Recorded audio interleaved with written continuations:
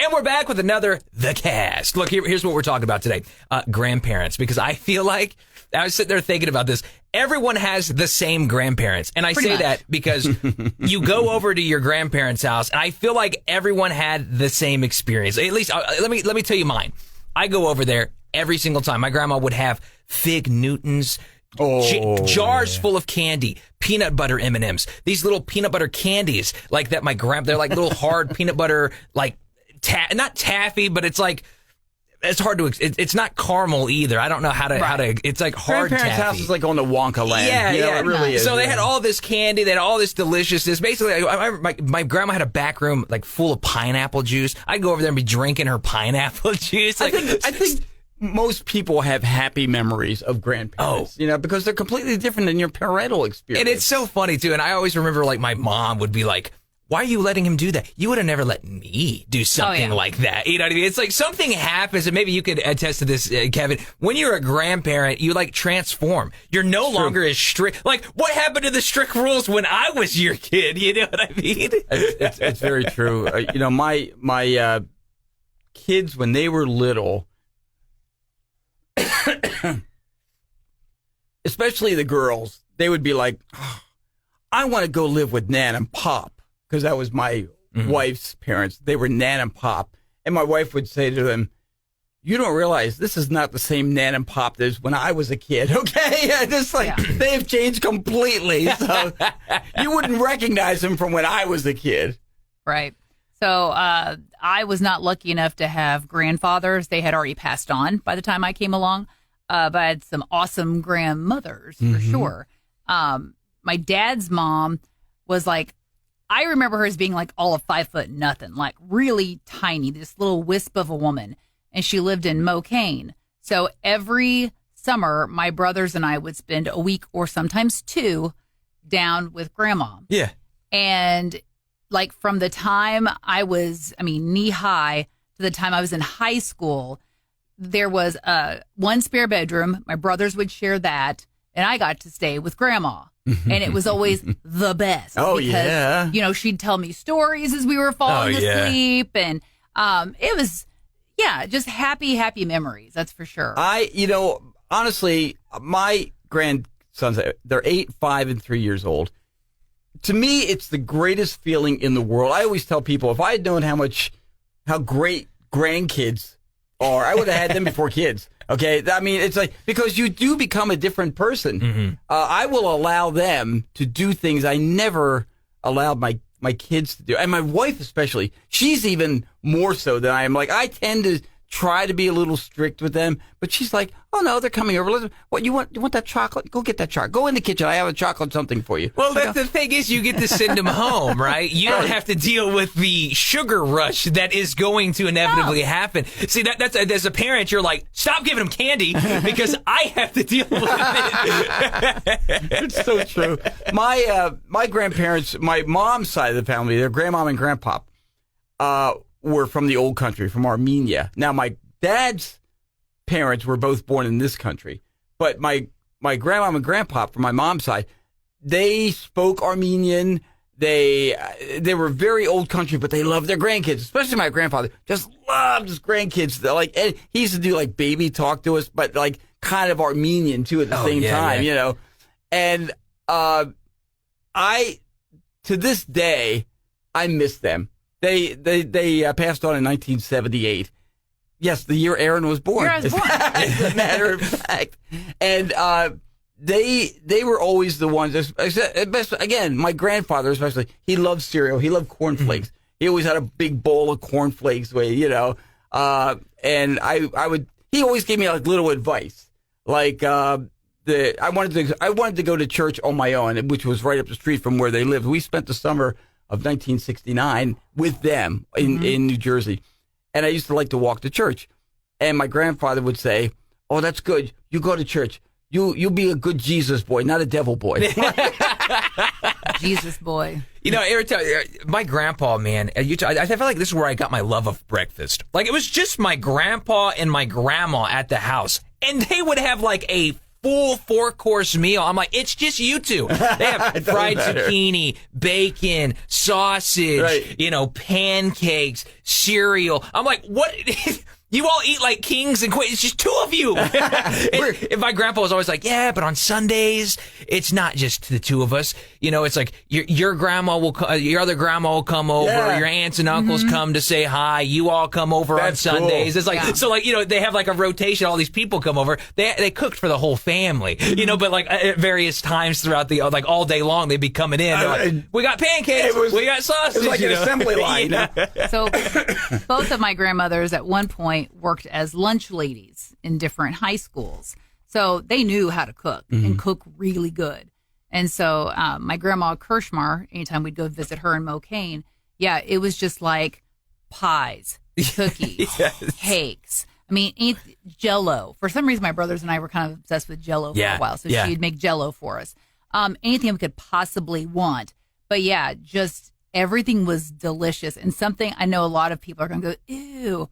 One thing that for whatever reason my brothers and I liked was creamed corn. But Grandma would do it different. She'd do a can of creamed corn. She'd put butter in it, salt and pepper, and then drain a can of regular corn and put it in there and mix it all together. I don't know why, but to this day, if somebody's like, oh, I want creamed corn, I'm like, I'll make it. Because let me show you how. So good. I learned from the best. Yes. You know, My grandma did that, but it's like, she'd have creamed corn. There'd be times where she had a giant pot of like sauerkraut, which most people hated that. But me and my grandma, we'd eat it out of the pot. We used to eating sauerkraut. My other so grandmother, good. she was known for making donuts. She'd make homemade donuts for us when we'd come to visit.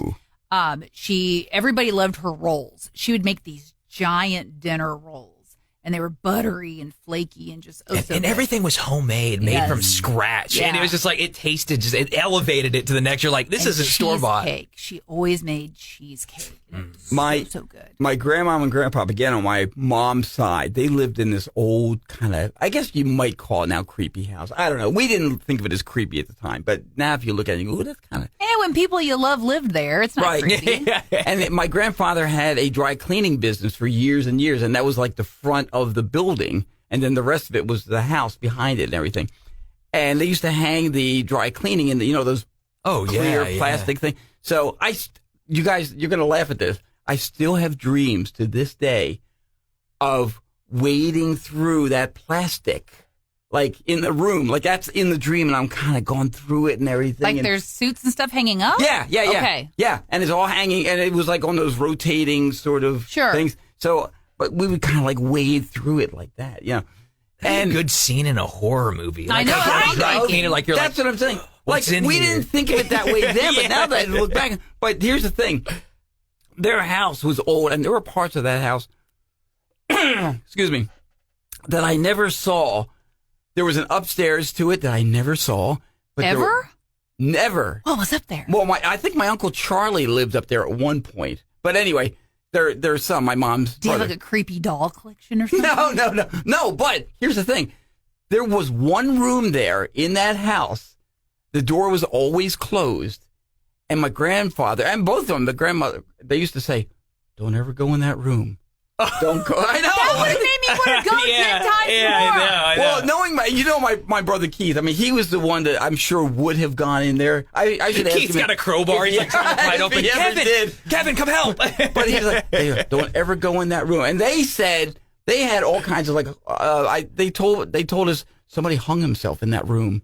What? Haunted, like possessed. And I don't know that was true. Yeah. But if they made up something to keep us from there, but then. That's a terrible thing to tell a kid. But wait a minute. Your grandpa had all his money stashed in that room, actually. Years later, after they both passed, my family, my mom and her sisters and everything, they went through the house.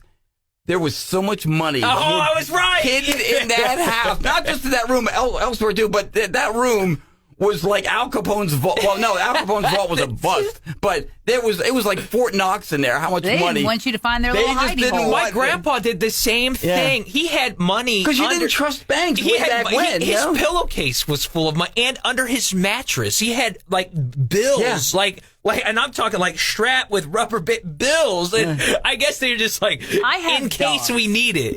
I have dogs. There's no way I'm trying to hide anything. Those two nerds find it. They're going to tear it up is what they're going to do. No. Man, gardening too. My grandpa, they would garden all the time. That's how I learned how to till. I didn't even know how to till a garden. My grandpa taught me how to till a garden. Mm-hmm. They grew the sweetest onions. You could eat these things out of the garden like apples. Nope, like, they need to be cooked. Oh, no. You could eat these things raw. They were so sweet and juicy. They taste like you're eating a fruit. Like it's an onion. I'm not a raw onion fan at all, but I think it was my dad is. They were like Vidalia onions. These were like sweet. Yeah. Oh, the old Vidalia. Yeah. These weren't like, like you're cutting them and you're crying. These are like, it was my grandpa's trick. Anytime he'd get hungry or a little snack and he was in the garden, he'd just pluck one of those Vidalias. Just bite into it. Man, we're talking about grandparents today and the memories we have of grandparents. I'm blessed to be a grandparent now, and I'm telling you, I'm seeing it all from a completely different perspective. And it's at some point, kids get to a point where I said this today to somebody. I said, my oldest grandson, 8. He's 8 years old now, Weston, but he's kind of getting too cool for school already. Yeah. And he knows, like, I'll go up to him and I'll give him a big hug. Oh, I love you, big boy. I love you. And he's like, like that. I go, hey, I don't care. I don't care how old. Even when you're a big grown-up man, I'm going to hug and kiss you all I want. Yeah. So, That's what I tell my son all the time. I was like, no matter how big you get, you're always going to be my baby. It don't matter to me, none. So let's talk about your grandparents' cars for just a second. So my grandma, Robinson, that's my mom's mom. She had a red Cutlass Supreme. Nice. Sweet ride. It was pretty. It was pretty sweet ride, nice. Yeah. Now, hers, it's always immaculate, always looked very nice, always clean. All right. The same went for my grandma Kirschmar, only she had an older Chevy Nova. And it was kind of like this, I'd call it like a steel blue. Yes. Now, what was weird about grandma's Nova was like on the inside, you used to be able to get from banks like these little bitty trash bags about yay big. Uh-huh. And it had the bank logo on it stuff, and you'd put it on the crank. Oh yeah, or on the cigarette lighter and that's handle. Where she'd put, her Kleenexes or gum wrappers from her kids or whatever. But the back seat was really special. Grandma had 2 throw pillows and a blanket back there. You could live in there. She acted like it was a couch or something.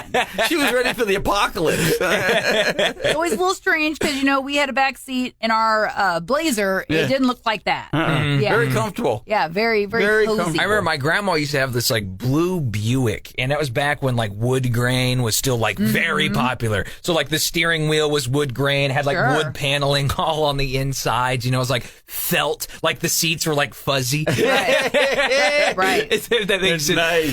My grandpa, he had, it was either an 89 or like a 90 black Tacoma. It was like kind of a small little truck. Yeah. But every time he would use that to like haul stuff around. And then anytime like I'd go over to his house, a lot of times he had a gravel road that he'd drive up, and he'd let me like sit in his lap when I was a kid, and I'd drive home. That's like the song by Alan Jackson. Yeah, Drive. yeah. It's and so same. Grandpa, he'd love it. He'd always sit me in his lap, and he called me George. He'd like, all right, George. He goes, it's all you. And he would of course do the pedals. Yeah, but because you can't read them. Yeah. But you're sitting there, 6-year-old kid. You're like.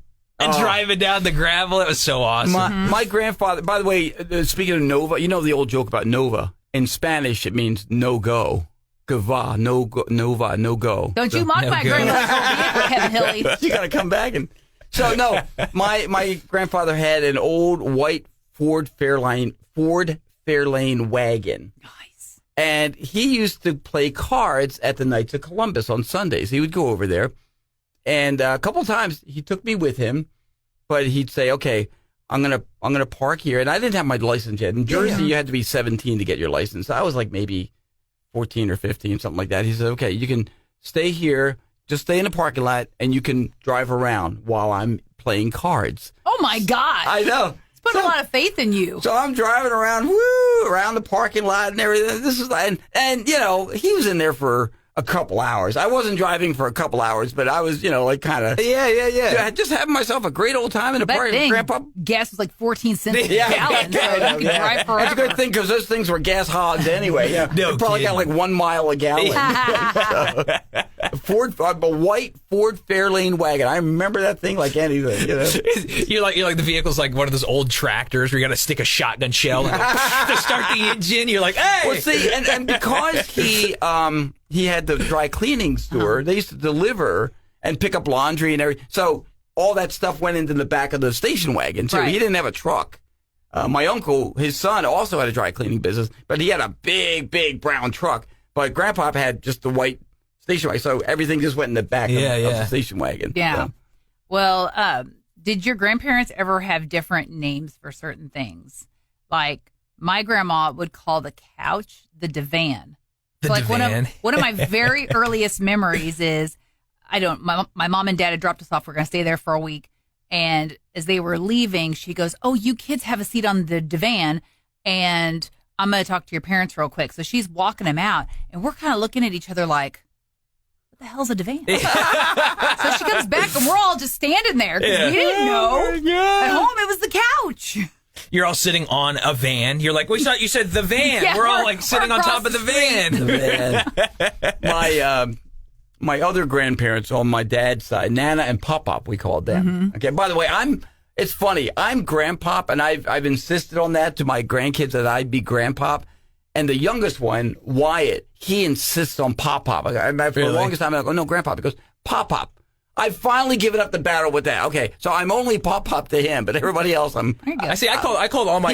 He waited me out. I call all my grandparents basically like Grandpa and then their name. So like Grandpa Frank or Grandpa. That's why I actually would. That's how I didn't have like the only grandparent that I called different name was my Grandpa Richard, which I called Coco. And there's a long backstory about that. But yeah, that's the only Grandpa that I called something different. I think my grandparent. My wife's sister is a new grandmother, and she insisted she didn't want to be called Grandma. She's Coco. She's Coco? Yeah. So my wife calls her Hot Coco. But no, so Nana and Pop-Pop. But here's the thing. They also had Uncle Huey living with them, who was from the old country. No, I'm sorry. No, he was born here. That's right. But his parents. But anyway, but he had that, he still had like an old Irish accent, like that.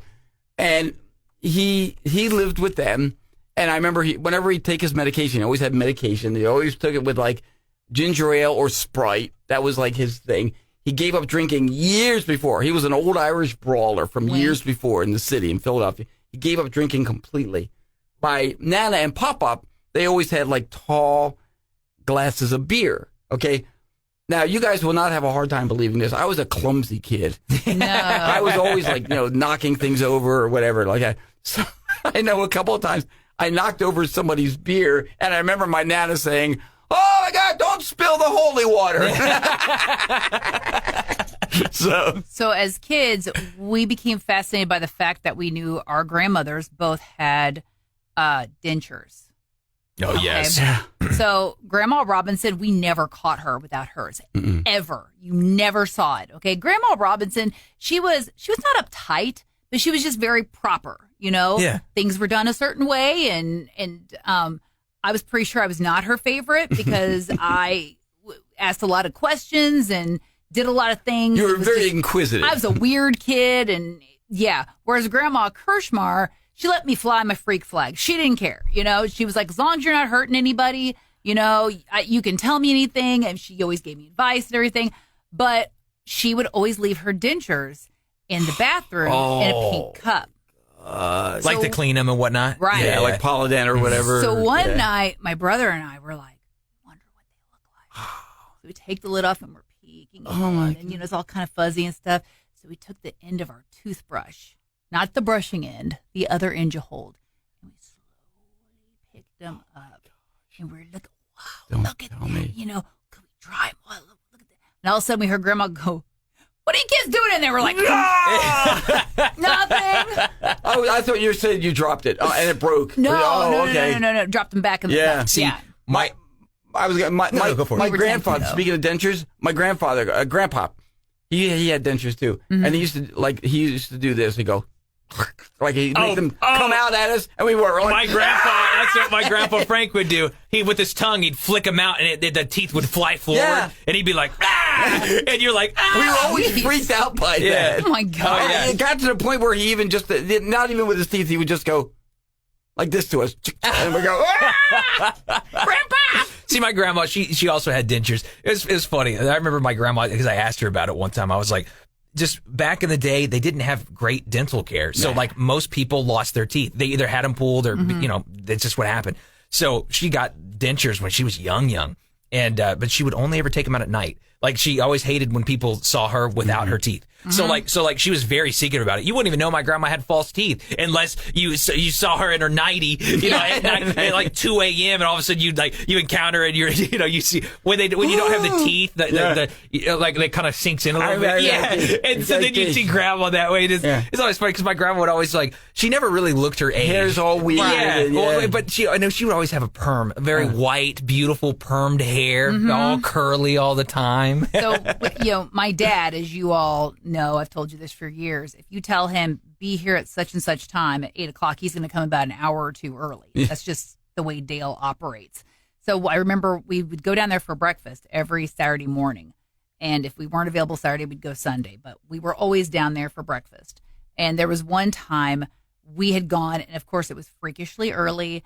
Poor grandma opens the door. She's still in her nightgown. She's like, okay, I'll meet you in there. And she has to go to the bathroom, put her teeth in. That was the first thing she had to do. Didn't even care really about the nightgown. Didn't have her teeth in. Yeah. So that was a whole thing. Yeah. It's weird. Yeah, I know. I always thought that too. It's like, grandma, not that you're almost, have nothing on. She goes, I need to get my teeth in. It's funny what you focus on, like what you subconsciously what you're worried about. It's amazing when you think about the things that generation, and again, I'm speaking, I guess, about my grandparents, especially on my mom's side. They survived a lot, yeah. Yeah, I mean, the Armenian genocide and just horrible, awful, traumatic things.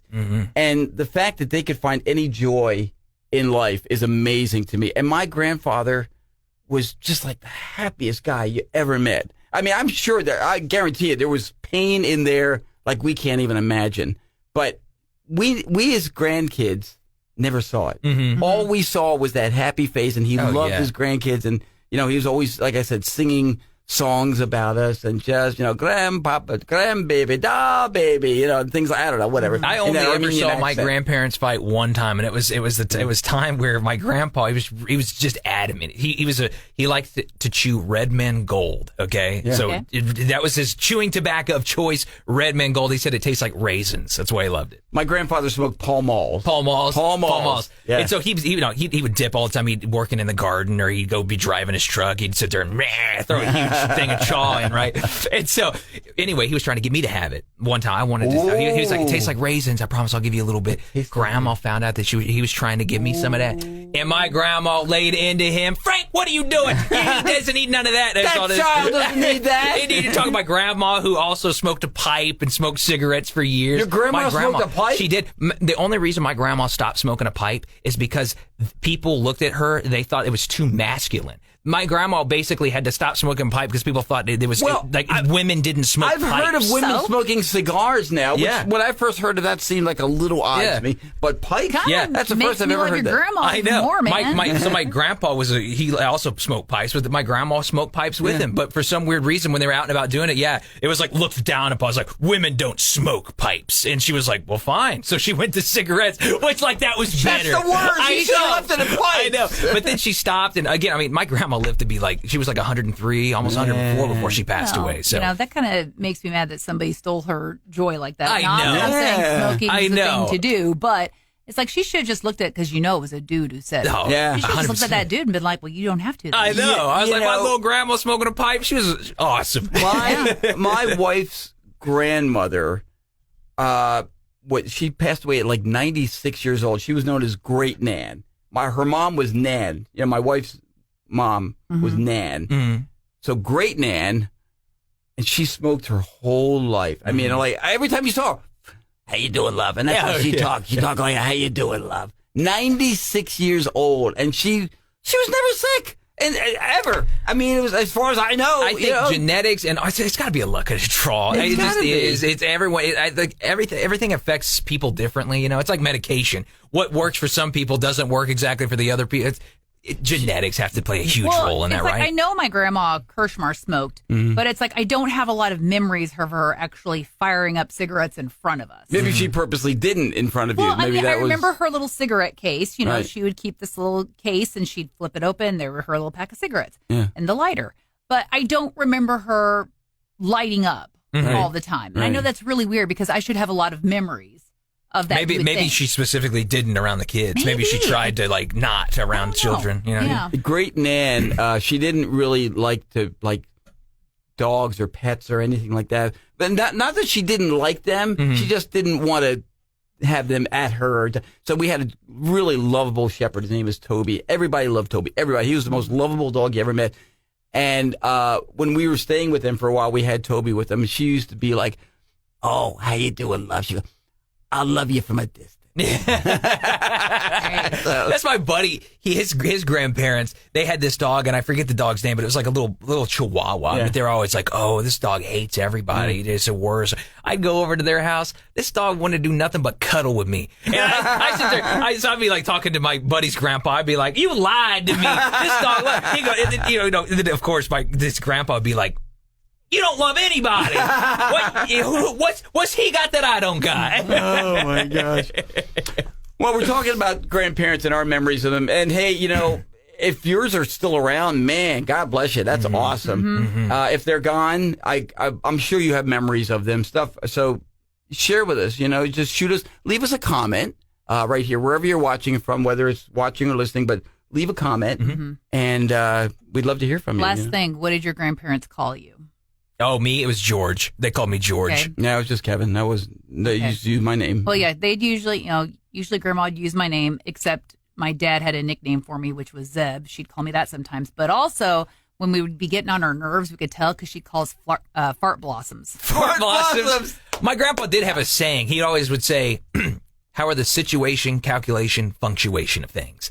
Every time I would see him, the first time, any time we'd have an interaction together, I saw my grandpa Frank, he'd be like, "How's the situation, calculation, punctuation of things?" And I'd say, "They're good." But that was his saying. He'd do that, and every time we'd leave, he'd always be fighting the car when we were leaving, be backing away, like kicking, and like be shadow boxing the car. I'll tell you one more quick thing here, because I don't know why that reminded me of this, but again, we spent a good part of the summer at my grandparents' house in 1969, and I was sleeping on the couch in the living room.